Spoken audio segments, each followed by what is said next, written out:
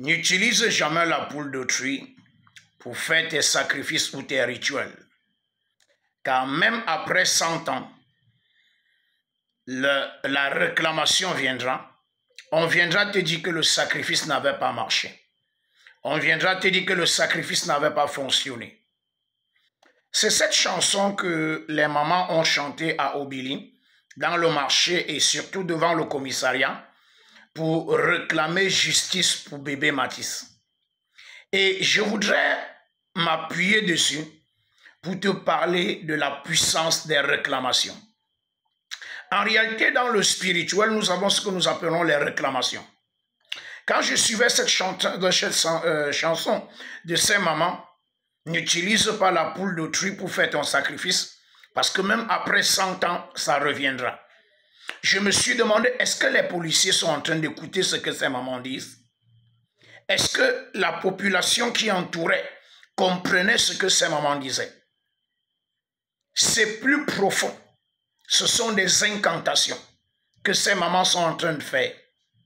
Je me suis demandé, est-ce que l'idole est en train d'écouter ce que ces mamans sont en train de dire? Je me suis demandé, est-ce que la famille du père de l'idole est en train d'écouter ce que ces mamans sont en train de dire? Elles sont en train de faire des incantations, des invocations, comme pour dire que l'État rende justice ou pas. Même après 100 ans, il y aura une justice. Le sacrifice ne passera pas ainsi. La mort de bébé Mathis ne passera pas ainsi. Et j'aimerais te dire que la réclamation, comme nous prêchons à l'église, est une revendication.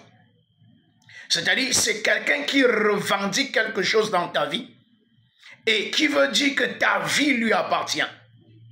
C'est comme ça que dans certaines familles, et je souhaite que ça n'arrive pas, on risque de commencer à voir des enfants commencer à mourir.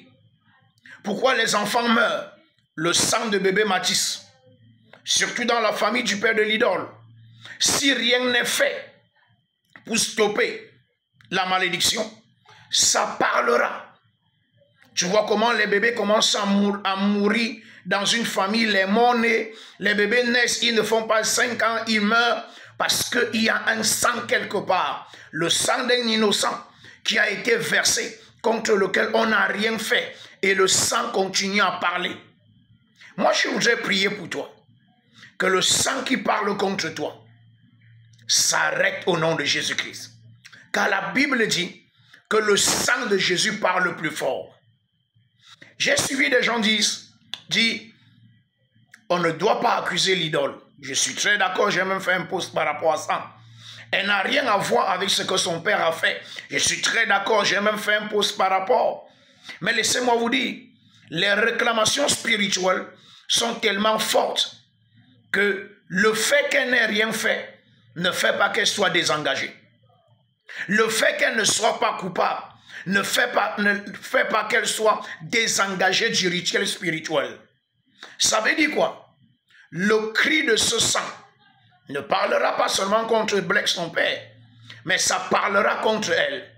À moins qu'elle ne se lève et se désengage des actes de son père, cette malédiction, aussi vrai que ça frappe son père, ça la frappera et même au plus haut point. Car il dit, il est un Dieu jaloux qui punit l'iniquité des pères sur les fils jusqu'à la 3e et la 4e génération. Ça veut dire que l'acte de son père, elle va hériter cela. Elle reçoit cela en héritage. Et ça va la poursuivre jusqu'à ce qu'elle décide de stopper. C'est pourquoi si vous l'aimez, amenez-la, si vous la connaissez et vous l'aimez, amenez-la à se désengager des actes de son père et surtout à courir vers Jésus-Christ qui a la capacité de la couvrir et de la protéger. Que le Seigneur vous bénisse.